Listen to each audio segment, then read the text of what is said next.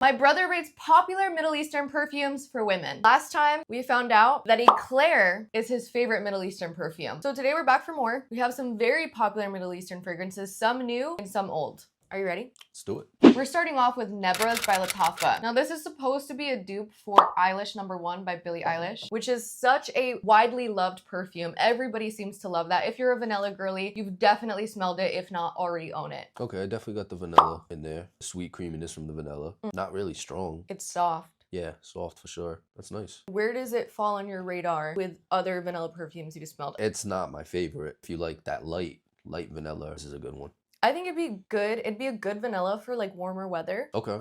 You know what I get from this? I almost get like in an ice cream shop, ordering vanilla ice cream, but you're standing very close to the cooler and you're getting almost like that cooling effect. Yeah. Which I like. I think it's a really good vanilla for warmer weather. Yeah. It's not cloying. It's not sickly sweet. It almost smells, oh my God, it almost smells like mint chocolate chip ice cream to me. But the mint is very subtle. Very, very subtle, but yeah, I could see that. An ice cream shop really describes it perfectly. You walk into an ice cream shop and you get a mixture of like the flavors that they got, and the vanilla dominant with a little bit of the mint chocolate in the back is, yeah, that's valid. What would you rate it? I'm gonna go with 7.5. Yeah, I like it. I would give this an 8. Yeah, I really like this. If a girl walked past me smelling like this, I would compliment her 100%. Yeah, definitely, that's valid. Nebras gets a 7.5 and an 8. Next up, we have Khamrah by Lattafa. All right, I'm getting like a sweet, spicy apple type note, almost like an apple spice tea or something like that. Spot on. I feel like I'm in like a tea shop and like it smelled like a nice apple spice tea, like a sweet apple spice.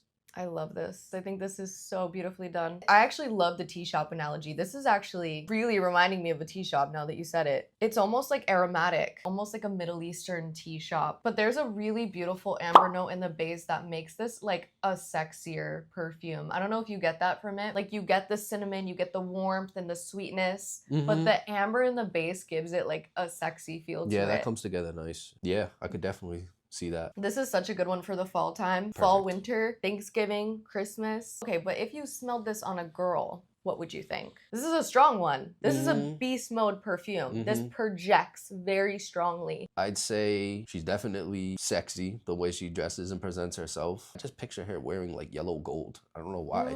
I picture like a yellow gold's vibe. I can totally see that. Okay, what would you rate it? This is gonna be tough because I do like it, but I'm not absolutely crazy about it. I'm gonna go with a 7. Respectable. A lot of people have compared this to Angel Share. I don't smell Angel Share at all. It is a completely different perfume. I would give this an 8.5. Khamrah gets a 7 and an 8.5.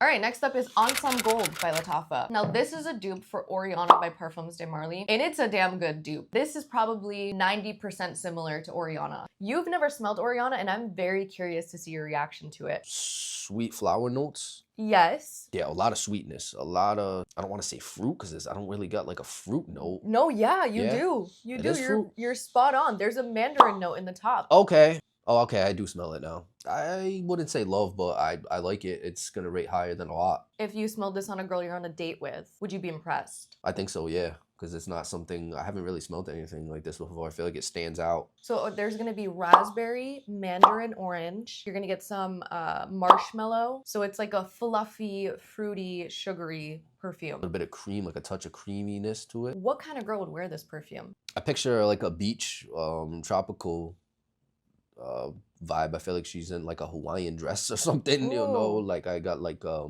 very, very tropical, summery, nice weather, nice beach, nice island vibe from it. You know, I've never thought of this as like a tropical perfume, but you really get that like fruitiness, that like mandarin and raspberry. But then it gets like sweetened up with that marshmallow note. The marshmallow note's very fluffy. It's very sweet. This could be cloying for some people, but we both love sweet perfumes. Right. Okay, what would you rate it? I'm gonna go with an 8.5. Yeah, I really like this. I do not like Oriana, and I don't like Ansaam Gold.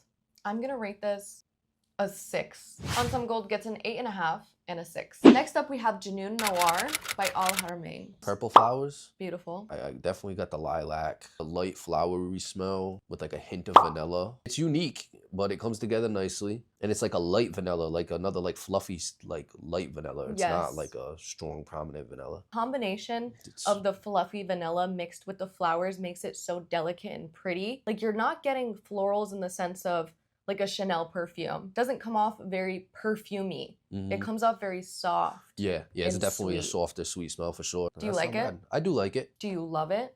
Do I love it? If you smelled this on a girl, like a stranger that you've never met. I actually might. I might.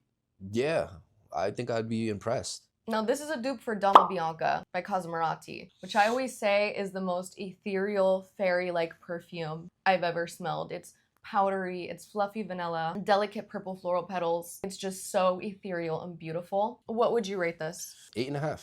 I like it a lot, actually. I'm gonna go ahead and rate this a 9.5 because Dama Bianca gets a 10. It's right there with Dama Bianca. 9.5 seems fitting. Janun Noir gets an 8.5 and a 9.5. Next up is Teriaq by Lattafa. What the hell is that? That's different. Different in a good way, different in a bad way. I'm not crazy about it. There's some fruits, there's some vanilla, there's some leather. Leather, that might be the weird smell I'm getting. So the leather note is prominent. A little bit, yeah. I mean, I get like the sweet, like, you know, fruity notes in it, but I have like something weird that I haven't, like I said, I haven't smelled before, and I'm not crazy about it. But leather really describes it. Now that I'm sitting here, I feel like, you know.